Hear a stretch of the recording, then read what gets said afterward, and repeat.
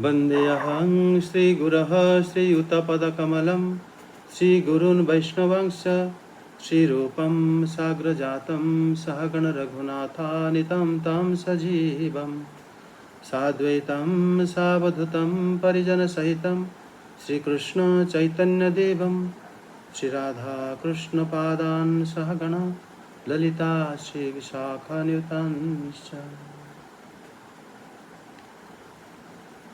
श्रीमद् भागवतम तृतीय स्कंद अष्टम अध्याय श्लोक संख्या 24। प्रेक्ष्यांक्षी पंतं हरितोपलाद्रे संध्याभ्रनिवेरुरुरु कर्म मूर्ध्ना रत्नादधारो सधीशो मनस्यव न स्रजो वेणु भुजांघ्री पाड्यघ्रे। अनुवाद। वे अपने श्याम शरीर की आभा से मरकतमणि के पर्वत की शोभा को लज्जित कर रहे हैं।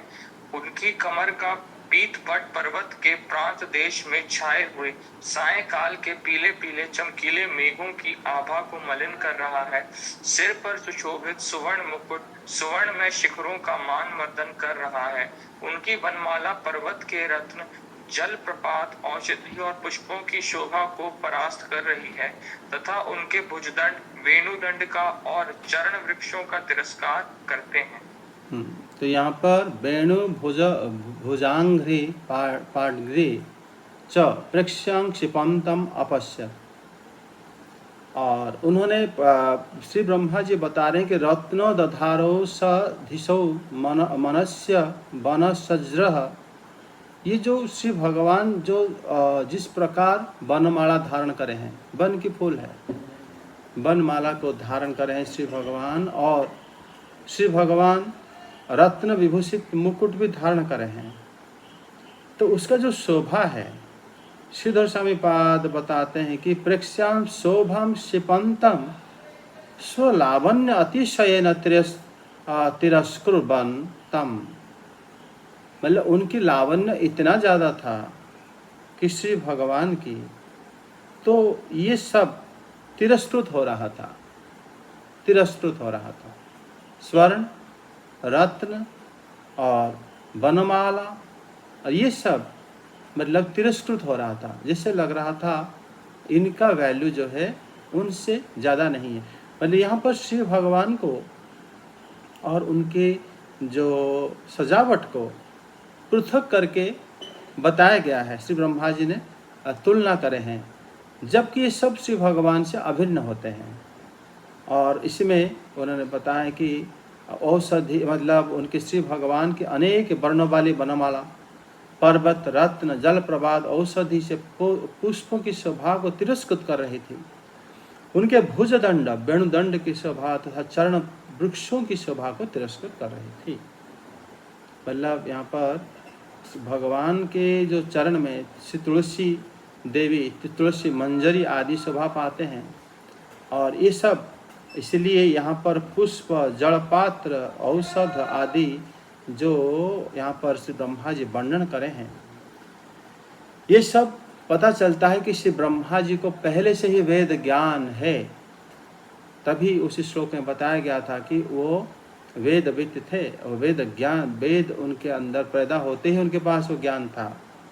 और उसके बावजूद उन्होंने श्री भगवान को जब ऐसे दर्शन करी, वो भी हृदय में, तब उनको सारे वेदों में वर्णित जो वस्तुएं उनसे भगवान और अच्छे लग रहे थे। ये उनके कहने का, वर्णन का मतलब है। मतलब श्री ब्रह्मा जी यहाँ पर ऐसे ही वर्णन कर रहे हैं, श्री भगवान को दर्शन कर रहे हैं। आगे श्लोक पढ़ो 25-26। उनका वह श्री विग्रह अपने परिमाण से लंबाई चौड़ाई में त्रिलोकी का संग्रह किए हुए है। वह अपनी शोभा से विचित्र एवं दिव्य वस्त्राभूषणों की शोभा को सुशोभित करने वाला होने पर भी पीतांबर आदि अपनी वेशभूषा से सुसज्जित हैं। अपनी अपनी अभिलाषा की पूर्ति के लिए भिन्न भिन्न मार्गों से पूजा करने वाले भक्तजनों को कृपा पूर्वक अपने भक्त वांछा कल्पतरु चरण कमलों का दर्शन दे रहे हैं, जिनके सुंदर अंगुलीदल नखचंद्र की चंद्रिका से अलग अलग स्पष्ट चमकते रहते हैं। तो यहाँ पर श्री भगवान भक्तों की कामना को पूर्ण करने के लिए सबको दर्शन दे रहे हैं। अभ्यर्चताम पुंसाः कृपया काम दधांघ्रि पदमम पदर्शयंतं पुरुषम अपश्य। बोले श्री भगवान अपने भक्तों की कामना को पूर्ण करने वाले, अपने चरण कमलों को कृपा पूर्वक प्रदर्शित करने वाले श्री भगवान के दर्शन से ब्रह्मा जी ने किया। सुखदेव गोस्वामी पाद बताते हैं कि उनके नख चंद्रिका सुशोभित उंगलियां के सुंदर दल से समस्त के समान प्रतीत हो रही थी। ऐसे अपनी मन कामना की पूर्ति के लिए शुद्ध वैदिक पद्धतियों से पूजा करने वाले भक्तों की कामना को भी वो पूर्ण कर रहे थे। मतलब वहाँ पर श्री भगवान के साथ निश्चित रूप से उनके भक्त रहते हैं, वो अकेले कभी नहीं रहते। और ब्रह्मा जी ऐसे ही श्री भगवान को दर्शन करें। श्री भगवान की अपनी जो विग्रह उन्होंने दर्शन करे, उन्हें बताते हैं कि आय मतः विस्तरतः, श्री भगवान कितने विस्तार हैं। लोकत्रय संग्रहेण स्वदेह मानेन, जैसे लग रहा था कि लंबाई चौड़ाई में पूरे लोगों को विस्तृत कर रहे हैं, जबकि श्री ब्रह्मा जी अपने हृदय में देख रहे हैं। अपने हृदय में उन्होंने संपूर्ण ब्रह्मांड से भी श्री भगवान को विस्तार करते हुए उन्होंने देखा है श्री ब्रह्मा जी ने। और उन्होंने दिव्य आभूषण से शोभा से सुशोभित होकर पीताम्बर आदि श्री भगवान धारण करे हुए हैं। मतलब वो अपने श्री अंग में वर्णित माने समस्त वस्तुओं को शोभा को वो भगवान तिरस्कृत कर रहे हैं। अन्यथा वो मतलब जो एक होकर भी, वो अकेले होकर भी उनका श्री विग्रह कैसे कहा गया है कि उन्होंने संपूर्ण विश्व को उन्होंने व्याप्त करके रखा है। और श्री विग्रह उनका निरुपम है, कोई उपमा नहीं है उनके विग्रह का। वो अकेले हैं, किसके साथ तुलना किया जाए। बाकी जो सेवक हैं वो तो भगवान की सेवा कर रहे हैं। तो सारे वस्तुओं के साथ शोभा की श्री ब्रह्मा जी तुलना करके सबसे श्रेष्ठ भगवान को बताए हैं। श्री ब्रह्मा जी पुष्प को अलग सा जानते हैं, क्योंकि वो वेद की ज्ञान उनको है, उन्हीं से वो भगवान की वनमाला श्रेष्ठ है। ब्रह्मा जी स्वर्ण आदि रत्नों को जानते हैं, उन्हीं से श्री भगवान की जो मुकुट आदि रत्न को भी तिरस्कृत कर रहा है, इत्यादि सब वर्णन करें। भगवान की विग्रह बड़ा निरुपम, उपमा रहित है। वो उपमा कैसे दोगे, किसके साथ कहोगे अच्छे लग रहे हैं, किसके साथ अच्छे लग रहे हैं बताओगे। ये सब श्री ब्रह्मा जी संपूर्ण वैदिक साहित्य से वो अपनी बुद्धि को लगाकर श्री भगवान को वर्णन कर रहे हैं। तो यहाँ पर उन्होंने बताया कि नख चंद्रिका कैसे शोभायमान होता है। भगवान के नाखून भी मतलब चंद्र जैसे शोभायमान करता है। ये बात भी आप देखोगे उज्ज्वल नीलमणि में श्री रूप गोस्वामी पाद वर्णन करते हैं कि जब मतलब भगवान जब गोपियों को मिलते हैं कुंज में, और कुंज तो रात्रि को मिलते हैं, रात्रि में प्रकाश की एक ही स्रोत होता है भगवान की नाखून, हाथ और पैरों की, वो चंद्र जैसे किरण देता है वो। तो इस प्रकार जो है यहाँ पर वर्णन है, नखेन्दु मयूर खभीर नांगुली चारुपत्रम, जिनके नख चंद्र की चंद्रिका से सुशोभित अंगुलियां, अल्लाह उनके नख चंद्र चंद्रिका से सुशोभित है। इस प्रकार उसी से प्रकाश भगवान की ऐसा है, जो कि श्री ब्रह्मा जी ने भी श्री भगवान के ऐसे ही दर्शन करे। आगे अनुवाद पढ़ो 27 से 30। सुंदर नासिका, अनुग्रह वर्षी भौहें, कानों में झिलमिलाते हुए कुंडलों की शोभा, बिंबा फल के समान लाल लाल अधरों की कांति एवं लोक आरतीहारी मुस्कान से युक्त मुखार विंद के द्वारा वे अपने उपासकों का सम्मान अभिनंदन कर रहे हैं। वत्स उनके नितंब देश में कदम कुसुम की केसर के समान पीत वस्त्र और सुवर्णमयी मेखला सुशोभित है, तथा वक्षस्थल में अमूल्य हार और सुनहरी रेखा वाले श्रीवत्स चिन्ह की अपूर्व शोभा हो रही है। वे अव्यक्त मूल चंदन वृक्ष के समान हैं। महामूल्य केयूर और उत्तम उत्तम मणियों से सुशोभित उनके विशाल भुजदंड ही मानो उसकी सहस्रों शाखाएं हैं, और चंदन के वृक्षों में जैसे बड़े बड़े सांप लिपटे रहते हैं, उसी प्रकार उनके कंधों को शेष जी के फणों ने लपेट रखा है। वे नागराज अनंत के बंधु श्री नारायण ऐसे जान पड़ते हैं मानो कोई जल से घिरे हुए पर्वतराज ही हों। पर्वत पर जैसे अनेकों जीव रहते हैं, उसी प्रकार वे संपूर्ण चराचर के आश्रय हैं। शेष जी के फणों पर जो सहस्रों मुकुट हैं, वे ही मानो उस पर्वत के सुवर्ण मंडित शिखर हैं, तथा वक्षस्थल में विराजमान कौस्तुभ मणि उसके गर्भ से प्रकट हुआ रत्न है। मतलब यहाँ पर श्री भगवान की जो स्वरूप को, मतलब भगवान ही पर्वत है, संपूर्ण चराचर के आश्रय स्थान है। जैसे पर्वत भी चराचर की शान के आश्रय स्थान माना जाता है, श्री भगवान शेषनाग की बंधु हैं, और शेषनाग और पर्वत भी सर्पों की बंधु होता है। ये भी इसलिए पर्वत कहा गया, श्री ब्रह्मा जी ने कहे हैं। और पर्वत सर्पों भी पर्वत के ऊपर निवास करते हैं। भगवान शंकर मतलब भगवान एक कारण जल के अंदर शयन कर रहे हैं।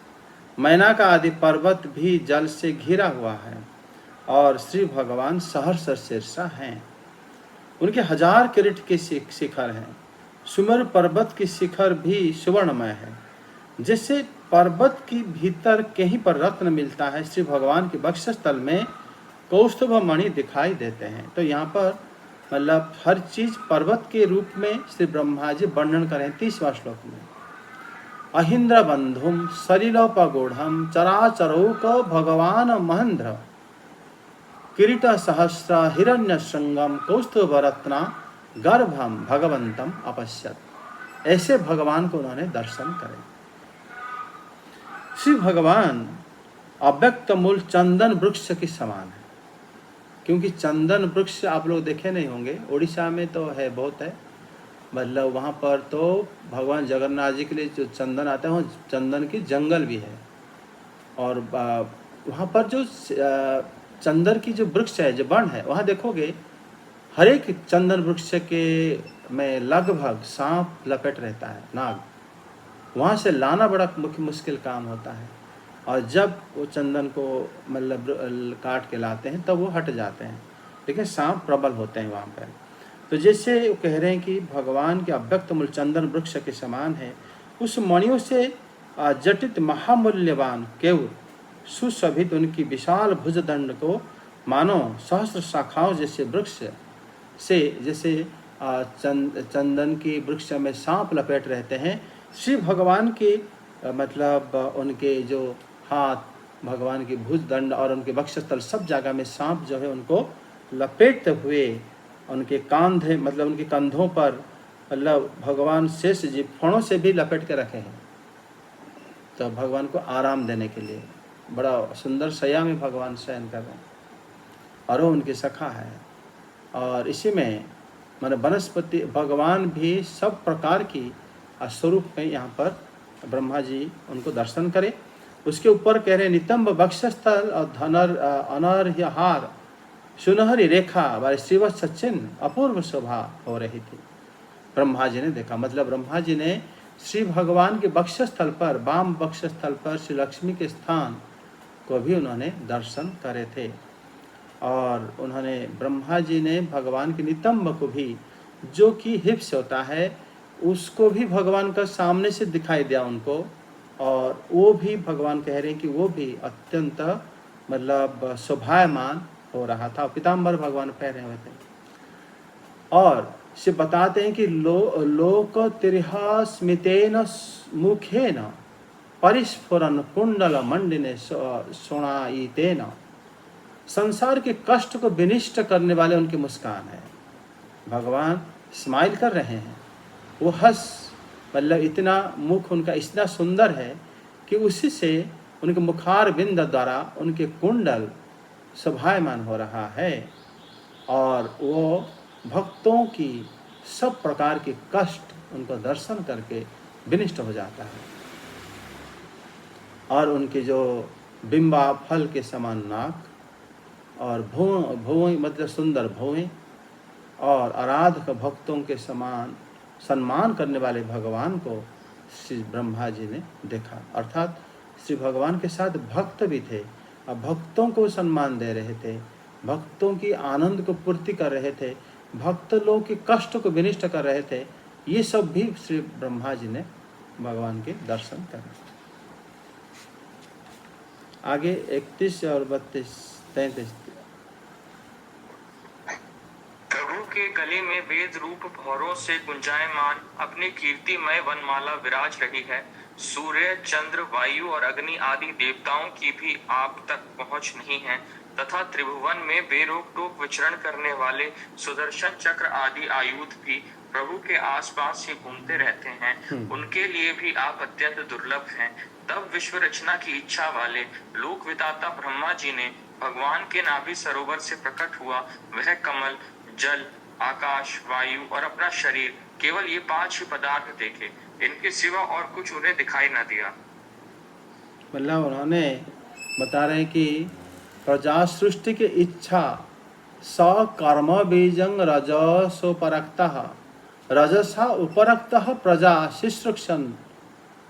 उनका इच्छा था कि प्रजा सृष्टि हो, प्रजा सृष्टि, प्रजा के प्रति इनका जो इच्छा था, ये इच्छा ही भगवान श्री कृष्ण को आकर्षित करता है। ये इच्छा जिन जिन भक्तों में आया है उनको भी भगवान की कृपा मिलता है।